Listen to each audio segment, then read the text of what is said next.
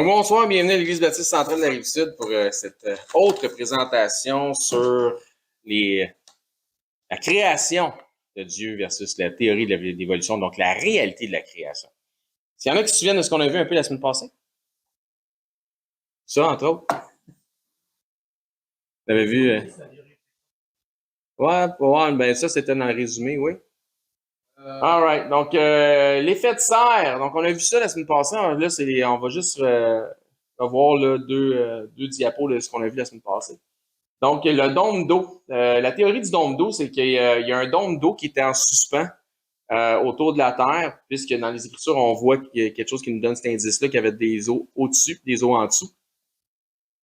Et que ce dôme d'eau-là filtrait des rayons. Il y avait plus de terre habitable, moins d'eau sur la Terre avant le déluge, bien évidemment. Et donc, il y avait une filtration des rayons solaires qui est possible dans cette théorie-là. La radiation des solaires à ondes longues pouvait passer, ça créait un effet de serre. Donc, c'était plus un climat tropical à l'intérieur de ce dôme-là, sur l'ensemble de la Terre. Donc, la culture, tout était beaucoup plus facile à cultiver. Le taux d'oxygène devait être plus haut, la pression atmosphérique aussi différente. Et on voit ici que, oui, les radiations passaient à travers l'ozone, mais ne passaient pas nécessairement à travers le dôme d'eau. Donc, ce qui privilégiait la vie des cellules des gens en existence, mais aussi de tout ce qui était végétation. Et ça, c'était avant le déluge. Oui. Donc, dans l'effet de serre, lorsque le dôme d'eau, après le déluge, lorsque le dôme d'eau s'est affaissé sur la Terre, autant de l'eau du dessus que l'eau d'en dessous, ça nous parle, bien, ça a changé le climat, bien évidemment. Donc, on va voir ça aussi à travers les présentations. On continue. Donc, l'effet de serre. Un effet de serre dans un environnement avec un taux d'humidité élevé aurait créé un climat tropical global presque d'un pôle à l'autre, ayant comme conséquence que... Puis là, on va regarder les mammouths. Ça, c'est un thème du Canada parce qu'il y a eu des mammouths. Là, on en trouve dans le nord du Canada, etc. Puis on regarde un mammouth, puis vu que c'est un mammouth laineux, il y avait aussi les mastodontes. Mastodonte. Donte veut dire dent. Donc, les mastodontes, ça ressemblait comme un éléphant avec des grandes dents. Des grandes défenses, en fait. On pense parce que c'est un mammouth laineux, puis qu'on les trouve dans des endroits où dans le nord, ensevelis dans le permafrost, on pense qu'ils vivaient dans des climats froids. Ben, ça, on sait pas. C'est une théorie, ça. Mais ce qu'on retrouve quand on les déterre, c'est la chose suivante. C'est que nous trouvons des fleurs qui poussent dans les régions tropicales à l'intérieur des mâchoires et des estomacs des grands mammouths, qui se trouvent ensevelis dans les régions polaires, ainsi que des vestiges de végétation dans les mêmes régions qui se trouvent aujourd'hui seulement dans les régions chaudes du globe. Donc, on avait probablement, on peut en tirer une conclusion, un climat tropical, pratiquement d'un pôle à l'autre, parce qu'on trouve plus les mammouths laineux au pôle.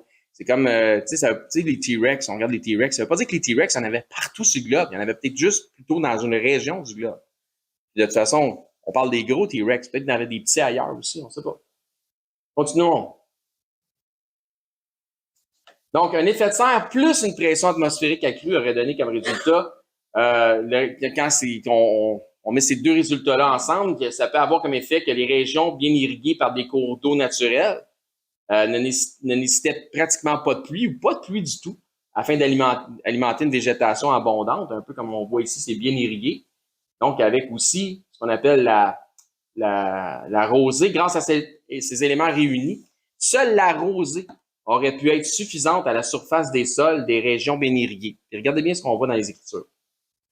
Dans Genèse 2.10, ça dit « Un fleuve sortait d'Éden pour arroser le jardin, et de là, il se divisait et formait 4 bras. » Donc, c'était bien irrigué. Pour arroser le jardin. Qu'est-ce qui arrosait le jardin? La pluie? Non. 4 bras, un fleuve en 4 bras. C'est ça qui arrosait le jardin, pas la pluie. Genèse 2, verset 5. Or, aucun arbrisseau des champs n'était encore sur la terre, et aucun herbe des champs ne germait encore, car l'Éternel n'avait point fait pleuvoir sur la terre. Il n'y avait point d'homme pour cultiver le sol. Mais, ce qu'il a fait, c'est qu'une vapeur montait de la terre et arrosait toute la surface du sol. Donc, qu'est-ce qui arrosait la surface du sol? La pluie? Non. Une vapeur qui venait du sol, arrosait le sol, pas la pluie. Moi, je crois, personnellement, puis il y en a d'autres qui croient d'autres choses. Ma conviction personnelle, c'est qu'il n'y a pas eu de pluie avant le déluge. Et c'est pourquoi, oui. Je pense Que t'allais dire quoi? on a dit c'est vraiment pour ça que le monde. Ben, en fait, ouais, non, c'est pas ça. Non, non, pas du tout. Non, ce que ça nous dit dans les Écritures, ça nous dit que Noé est un prédicateur puis qui annonçait les choses que personne n'avait jamais vues. Ben là, il y en a qui vont dire, on n'avait jamais vu ça, un déluge. Ben, moi, je pense qu'on n'avait jamais vu la pluie. Et raison étant, puis où est-ce que je base ma théorie de ça, on va dire, c'est lorsque Dieu a dit, voici mon arche dans les nuées, qui est un signe de, ça veut dire que personne n'avait jamais vu d'arc-en-ciel, c'est un nouvel élément, l'arc-en-ciel. Donc, s'il n'y avait pas ça, tu peux pas avoir vu t'as jamais vu d'arc-en-ciel parce qu'il n'y a jamais eu de pluie. Donc ma conviction à moi, c'est qu'il n'y avait jamais eu de pluie. Donc, parce que la terre n'avait pas besoin de pluie. Dieu n'avait pas envoyé ça encore. C'est ce que. Ça veut dire qu'il y avait de l'eau sous la terre. Oui, c'est exactement ce que ça nous dit. Ça nous dit que lorsque les bondes des cieux des cieux ont tombé, aussi les écluses de la terre se sont ouvertes. Donc, l'eau a parti. Il y a certains théoriciens qui vont dire qu'elle a tellement parti sous une pression forte, l'eau qui était dans la terre, on va le voir éventuellement, que probablement on trouve de l'eau dans l'espace. Donc, probablement, cette eau-là, c'est l'eau qui vient de la terre, que ça a pété comme une bombe atomique, là, tellement que c'était puissant. Là. Donc, à certaines régions. Donc, ça, c'est encore une fois, c'est de la théorie du déluge. Le déluge est un fait, mais ce qui englobe le déluge, il y a certaines théories qui englobent le déluge, donc, parce qu'on peut théoriser, comme les évolutionnistes théorisent, mais les créationnistes théorisent aussi. L'effet de sang préconise, autrement dit, la logique d'un contrevient la logique d'un autre. L'effet de sang préconise de meilleures conditions de croissance pour les végétaux. Ça, je pense qu'on savait déjà tout ça. Donc, les fruits du jardin d'Éden auraient donc été plus gros et plus faciles à cultiver, car tous les éléments qui facilitent la culture de ceux-ci auraient été réunis par Dieu en son jardin. Pression atmosphérique accrue donne un taux d'oxygène accru. Donc, selon l'hypothèse biblique que nous pouvons glaner, il y a dû y avoir un taux d'oxygène complètement différent entre le monde prédiluvien et celui d'aujourd'hui. Hein? Pierre nous dit que le monde a changé, c'est plus le monde d'aujourd'hui n'est pas le monde d'avant. Cette diminution du taux d'oxygène expliquerait la raison pour laquelle nous n'avons plus aujourd'hui de géants lézards tels que les dinosaures. Ceci expliquerait aussi la raison pour laquelle nous voyons l'espérance de vie des hommes diminuer après le déluge. Donc, on voit ça, il y a quelque chose qui se passe après le déluge qui est différent. Dans Genèse 5, verset 3, Adam, âgé de 130 ans, engendra un fils à sa ressemblance selon son image, il lui donna le nom de Seth. Donc, il y en a plusieurs là, qui vont théoriser que 130 ans, ça n'a pas d'allure, fait qu'ils vont inventer des théories que 130 ans ne voulait pas vraiment dire 130 ans. Moi, si ça dit 130 ans, c'est 130 ans. Donc, verset 4. Les jours d'Adam après la naissance de Seth furent de 800 ans et il engendra des fils et des filles. Donc, tous les jours d'Adam vécu furent de 930 ans, puis là, il mourut. Donc, 930 ans. Par rapport à ce que nous, notre espérance de vie, c'est... Hein, on n'est pas à la même place, là. C'est sûr que les conditions que ce monde-là t'offrait ne sont pas les mêmes qu'aujourd'hui. On va voir après ça, après le déluge, comment ça diminue. Donc, Genèse 25, on avance. Voici les jours des années de la vie d'Abraham. Il vécut 175 ans. Après le déluge, ça drop, ça diminue tranquillement.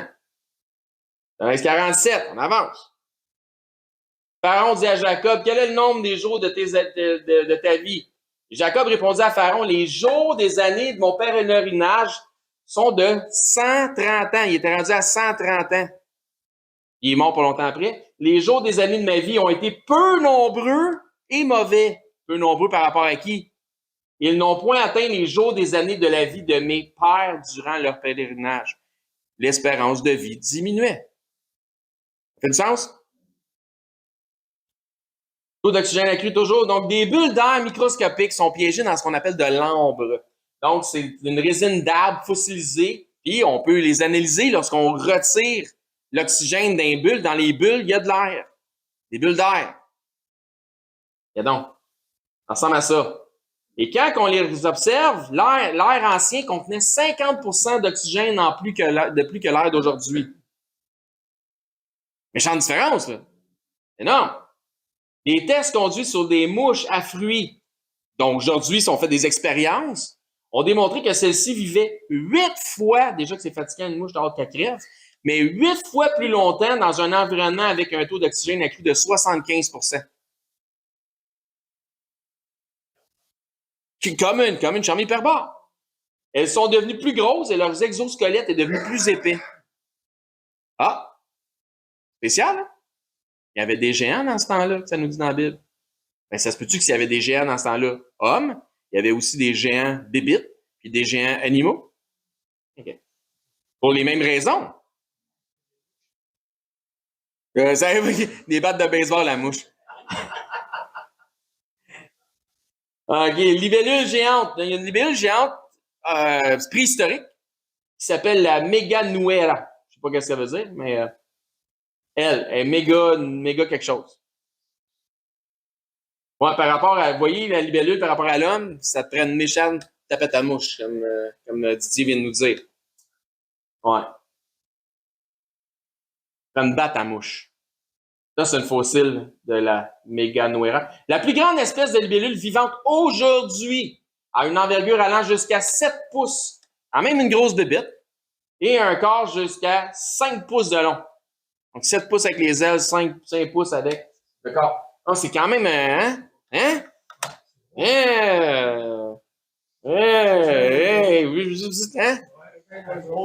Écoute, c'est plus gros gros comme une mouette. Ouais. D'après les archives fossiles, la plus grande libellule prédiluvienne, la Meganuera, avait une envergure allant jusqu'à 2 pieds et demi et un corps de 17 pouces. Une chance qu'il y avait des gens dans ce temps-là parce qu'ils devaient trouver les bébites plus normales parce que les autres étaient plus gros. Parce que sinon, moi, j'aurais pas vécu longtemps, mais je serais fait manger par une bébite assez vite. Imagine un maringouin, c'est ça qui te siphonne. Il reste plus grand-chose à la fin.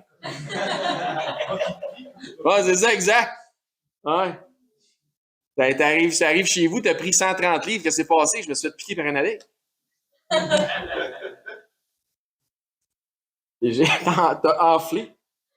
Bon, toujours dans nos histoires, un taux d'oxygène accru. Donc, selon le taux d'oxygène d'aujourd'hui, nous considérons comme étant un miracle de la nature que les girafes puissent réussir à inspirer suffisamment d'oxygène par leurs narines, alimenter leurs poumons, saturer leur sang, pomper celui-ci vers leur cœur, puis pomper ça vers leur cerveau, tout en fonctionnement normalement, comme s'il n'y avait rien là.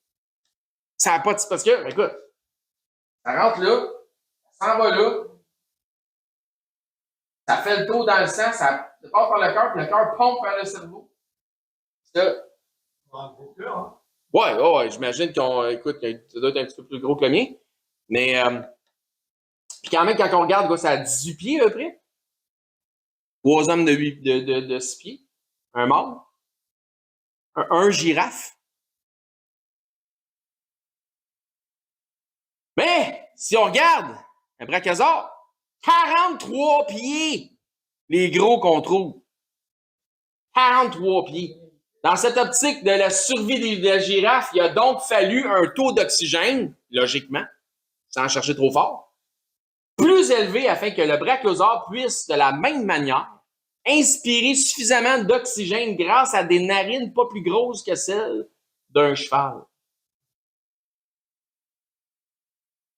Parce que sinon, là, juste pour prendre une bouffée d'air, avec le taux d'oxygène aujourd'hui, la friction de l'oxygène dans il y aurait eu du feu. Juste pour prendre une bouffée d'air, tellement que la friction aurait été forte. Cet animal-là n'aurait pas pu jamais atteindre. Donc, ce que ça nous dit, c'est que s'il y avait un brachiosaure aujourd'hui, mettons là que les pseudo-scientifiques trouvent un gène de brachiosaure puis ils veulent refaire, tu sais, Jurassic Park, ils veulent leur faire un brachiosaure. Jamais qu'il va venir gros de même. Il va rester probablement, s'il devient plus gros, il ne dépassera jamais le cheval. Parce que son environnement ne marche pas. C'est comme le poisson rouge dans le bocal, il va rester petit de même. Il a passé d'habitude. Mais non, ça ne marchera pas. Fait qu'il va s'adapter à son environnement. La même affaire avec un poisson rouge. Tu le laisses dans un petit bocal, il ne viendra jamais gros. Mais il est dans un lac, puis il va le pêcher 3 ans plus tard. Il va être gros de même. C'est le même animal. C'est juste il s'adapte à son environnement. Fini! Ah! Plus la semaine prochaine.